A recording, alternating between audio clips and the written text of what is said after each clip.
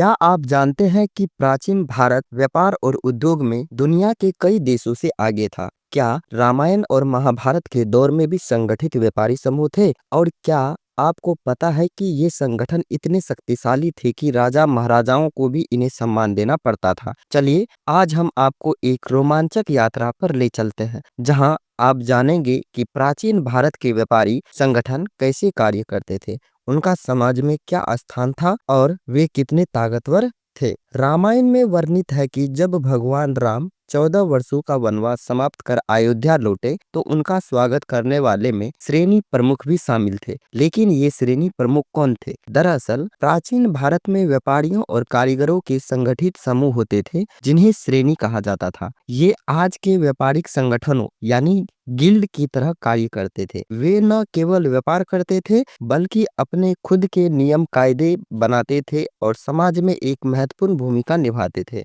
आप सोच रहे होंगे कि ये श्रेणियां और संगठन कैसे कार्य करते थे। इन संगठनों के कई नाम थे, जैसे गण, पूर्ण, पानी, व्रात्य, संघ, निगम, नैगम और श्रेणी। लेकिन इन सभी का आधार एक ही था, परस्पर सहयोग करना। ये संगठन मिलकर व्यापार करते थे, सुरक्षा का ध्यान रखते थे और अपने सदस्यों के हितों की रक्षा भी करते थे। सुनने में यह किसी आधुनिक कंपनी या व्यापारिक संगठन की तरह ही लगता होगा, लेकिन ये असलियत है। इन संगठनों की पहुंच सिर्फ भारत तक ही सीमित नहीं थी। भारतीय व्यापारी अरब, यूनान, मिस्र और अन्य देशों तक व्यापार करते थे। क्या आपको पता है कि भारतीय मसाले, हाथ से बने कपड़े, धातु के बर्तन और बहुमूल्य पत्थर दूर दराज तक भेजे जाते थे। भारतीय जहाज समुद्री और स्थलीय मार्गों से व्यापार करते थे और कई देशों से निरंतर संपर्क में रहते थे। अब जरा सोचिए, आज की बड़ी कंपनियों की तरह इन संगठनों के अपने नियम और कानून कायदे थे। इतना ही नहीं,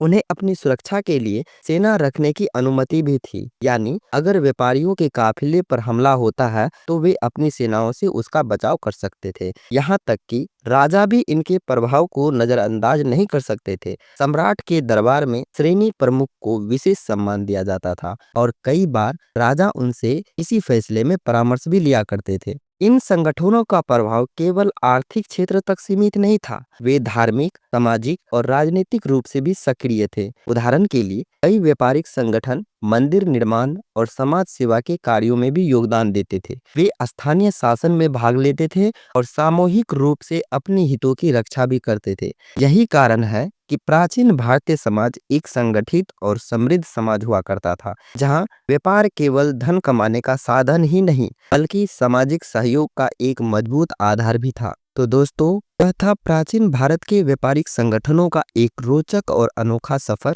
आप सोच सकते हैं कि अगर आज भी ऐसे संगठन इस स्तर पर कार्य करे तो हमारी अर्थव्यवस्था कितनी मजबूत हो सकती है, ये आप खुद सोचकर देख सकते हो। आपको यह वीडियो कैसा लगा? क्या आपको लगता है कि हमारे आधुनिक व्यापारिक संगठन भी इनसे कुछ सीख सकते हैं? हमें कमेंट में बताएं और इस जानकारी को अपने दोस्तों तक शेयर करें। अगर आपको ऐसे ही ऐतिहासिक और ज्ञानवर्धक वीडियो पसंद है तो हमारे चैनल को सब्सक्राइब करना न भूलें। मिलते हैं अगले वीडियो में, तब तक के लिए जय हिंद।